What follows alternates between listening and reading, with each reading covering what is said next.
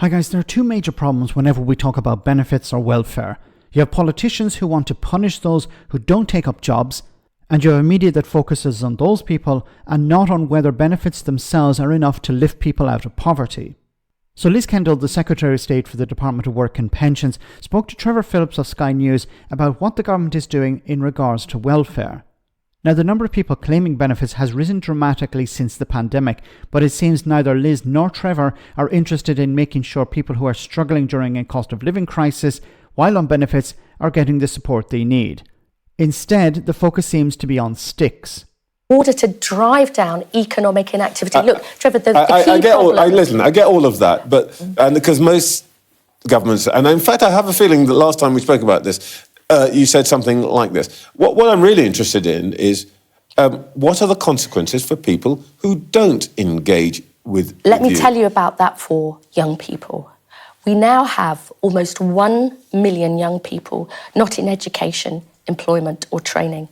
That's almost 1 in 8, often driven by mental health problems, but also for young people lacking basic skills, particularly in parts of the country that have struggled economically since the 80s and 90s. So we will bring in a new youth guarantee with more apprenticeships for young people, more basic skills, more opportunities to work. And let me come on to this. You keep describing the problem and also telling me about the great opportunities. This is the solution. What you're not telling me is what happens if somebody decides they don't want to take the opportunity. Because the two go hand in hand. We will provide those opportunities for young people to be earning or learning, because it is a disaster for you if you don't have basic skills. I'm hearing the carrot. I'm hearing the carrot. In return, I'm not hearing the stick. If you let me finish, I will say it. So you will have to take that up. There will be conditions, because we think if you are out of work or lack basic skills when you're young, it can have lifelong consequences. So we will be looking at those requirements for young people who are currently economically inactive. But you're still not telling me what happens if they say, like your requirements, like your opportunities, but actually I'm off to the chip shop. What that is are not what, the consequences? Do you know what? That is such a false I know what you're going to do here. Trevor. Let's not dance around it. The consequences for people who regularly refuse to take that up. What are the consequences that you set it down in black and white? There will be consequences. We've been talking about this for 5 minutes and you have not told me a single consequence. That will be that if people repeatedly refuse to take up the training or work responsibilities, there will be sanctions on their benefits. And the reason why... Okay. We've spent an entire week talking about whether people who are multimillionaires and billionaires in some sense should be allowed to avoid paying tax, inheritance tax. And now the media has moved on to, look, there's a very, very small minority of people who don't want to work. What is the consequence for those people?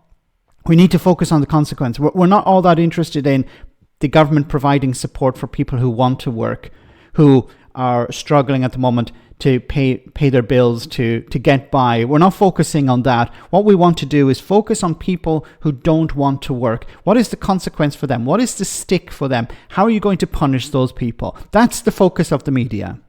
There's a cost of living crisis. There are pensioners who are not being able to heat their homes. And it's not just pensioners, people on benefits. People who are not on benefits are struggling to heat their homes this winter. And the focus is not on those things. No, the focus is on a very small minority of people who don't want to work. I've said before, and I'll say it again, forget about these people. Honestly, forget about people who don't want to work. I'm not talking about people who are not taking up jobs because it's not worth it. I'm not talking about people who are not taking up jobs because it's too far away or it's not feasible, or they don't have the skills. I'm talking about a very small minority of people, the ones who appear on Benefit Street or whatever, who have been amplified by the media. An almost phantom menace. People who don't really exist, but in a sense, some of them maybe do.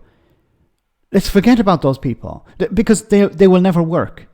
There's no point talking about sticks, because they will refuse. If they lose their benefits, they'll go, okay, I'll borrow money from my friend, or I'll rely on my parents or something. So forget about those people. The focus should be on what's necessary. Are the benefits sufficient for people to survive? Are the benefits sufficient for people to improve their lives? What support are you providing to people, for example, when it comes to training or ways to get out of poverty? That should be the focus. There's this media obsession which is distracting the public, a media obsession about people who don't want to work. And as I said, we've spent a week talking about multimillionaires and billionaires who've been trying to avoid paying tax. And it's disgraceful. It's a failure in journalism. What we need to do is we need to talk about the sticks, we need to talk about the sanctions, we need to talk about the punishment. About what? A very small minority. There are people struggling this winter. Pensioners and other people on benefits and people who are not on benefits. Why aren't we talking about that? I keep coming back to the question that's never asked to politicians. Is it enough? Is the support you're providing to people on benefits enough? Is the support you're providing to those who are struggling this winter enough?